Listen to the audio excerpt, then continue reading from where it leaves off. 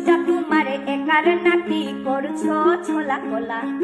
সুযোগ পেলেই চালিয়ে যাচ্ছ হিন্দুর উপর হামলা।